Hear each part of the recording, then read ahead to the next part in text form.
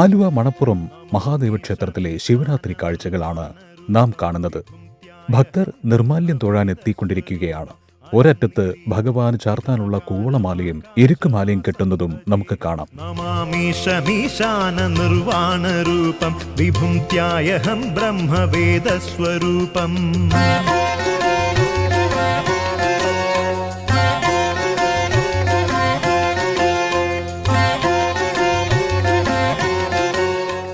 നിർമാല്യം ദർശിച്ച് ഭക്തർ സായുജ്യമടയുന്നു.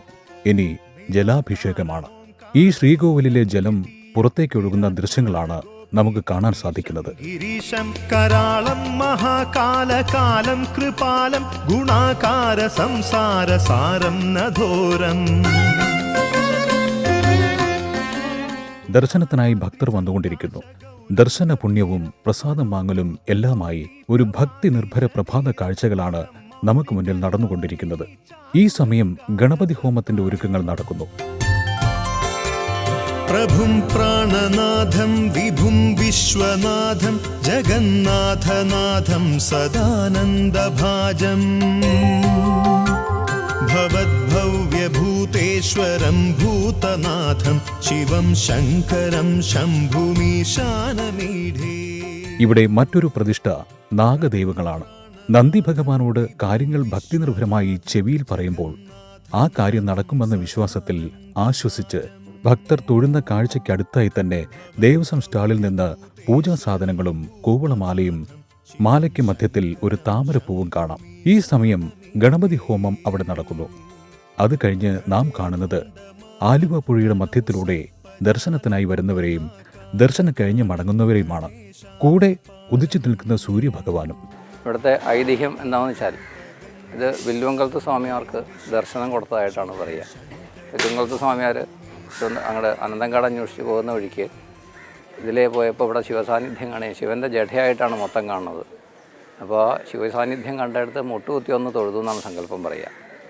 അപ്പോൾ അന്ന് തൊട്ടാണ് ഇതിൻ്റെ ഒരു ഐതിഹ്യമായിട്ട് പറയുന്നത്. വില്ലുവങ്കലത്ത് സ്വാമിമാർ അനന്തങ്കാട്ടിലേക്ക് പോകുന്ന വഴിക്ക് ഇവിടെ ഇതിലേ പോയപ്പോൾ അതിൽ ശിവസാന്നിധ്യമായിട്ട് കണ്ടു എന്നുള്ളതുകൊണ്ട് അവിടെ അപ്പോൾ ജഡയാണ് മൊത്തം ഈ മണപ്പുറം ഈ ഭാഗം മൊത്തം ജഡയായിട്ടാണ് അത്ര ശിവൻ്റെ ജഡയായിട്ടാണ് സങ്കല്പം പറയുക.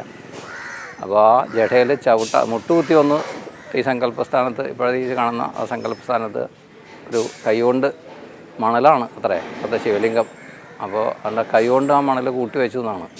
അതിലൊരു അകന്നിട്ടാണത്രേ ബാക്കി പൂജയും കാര്യങ്ങളൊക്കെ അദ്ദേഹം ചെയ്തതെന്നാണ്. അപ്പോൾ ഇവിടെ ഈ പറഞ്ഞാലേ ഞങ്ങൾക്ക് കാരാഴ്മയാണ്. ഉരാഴ്മ എന്നുവെച്ചാൽ ഉരാഴ്മയാണ് ബോർഡിന് കൊടുത്തത്. കാരാഴ്മ എപ്പോഴും നിലനിർത്തി പോകണം. ഇല്ലത്തിൻ്റെ പാരമ്പര്യാവകാശമായിട്ട് പോവുകയാണ്. എത്ര തലമുറയായി അറിയില്ല. 5-6 തലമുറ കൂടുതലായിട്ടുണ്ടെന്നാണ് പറയുന്നത്. അതിങ്ങനെ നടന്നു പോകുന്നുണ്ട് ഇപ്പോഴും.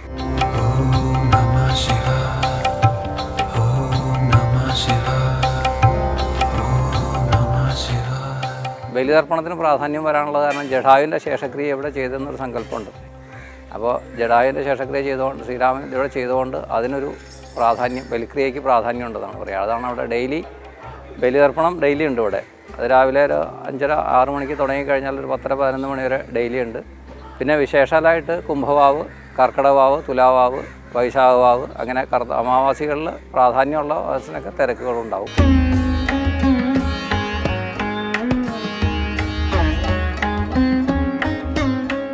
മകരം 1 മുതൽ മേടം 1 വരെയുള്ള 3 മാസക്കാലമാണ് ഇവിടെ ദീപാരാധനയും പൂജയായിട്ടുള്ളത്. അപ്പോൾ ഈ സമയങ്ങളിൽ മാത്രം ഇവിടെ എൻ്റെ 5 വിളക്കും വരും. 5 വിളക്കെന്ന് വെച്ചാൽ മകരം 1 മകരവിളക്ക്, അത് രണ്ടാമത് പറഞ്ഞ ശിവരാത്രിക്ക് കുംഭമാസത്തെ ശിവരാത്രിക്ക് ശിവരാത്രി വിളക്ക്. പിന്നെ കൊടിമരം ഇല്ല, പടഹാതി കൊടിയേറ്റാണ്. അപ്പോൾ കൊടിമരം ഇല്ല. അപ്പോൾ പടഹാതി കൊടിയേറ്റ് അന്നത്തെ കൊടിപ്പുറത്ത് വിളക്ക്. അതിന് ആറാട്ടായിട്ടല്ല, ഉത്രം വിളക്കാണ്. അത് രാത്രി ഉത്രം കിട്ടണമാണ് പ്രാധാന്യം. അപ്പോൾ അന്നത്തെ ഉത്രം വിളക്ക്, പിന്നെ വിഷുവിൻ്റെ അന്നത്തെ വിഷു വിളക്ക്, ഇങ്ങനെ 5 വിളക്കാണ് ഇതിന് പ്രാധാന്യമായിട്ട് വരിക. അത് ഈ മകരം 1 മുതൽ മേടം 1 വരെയാണ് ദീപാരാധനയും പൂജയും ഇവിടെ ആചരിച്ച് പോരുന്നത്. ആറാട്ടെന്ന് വെച്ചാൽ ഇവിടെ സ്വയംഭുവാണ്. അപ്പോൾ വെള്ളം കയറി വന്നിട്ട് പുഴയിൽ നിന്ന് വെള്ളം കയറി വന്ന് സ്വയം ആറാടുകയാണ് ഇതിൻ്റെ പറയുക. അപ്പോൾ ഇതാണ് ഇവിടുത്തെ ഐതിഹ്യവും ഇവിടുത്തെ ആചാരവും നടന്നു പോകുന്നത്.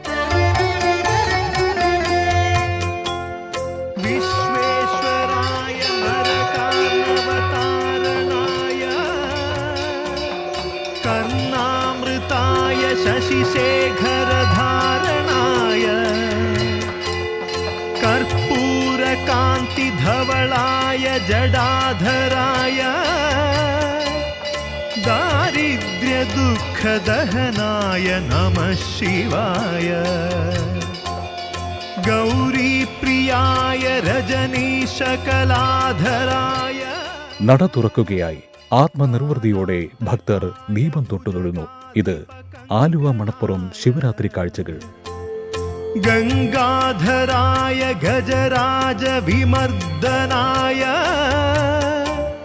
दारिद्र्य दुःखदहनाय नमः शिवाय.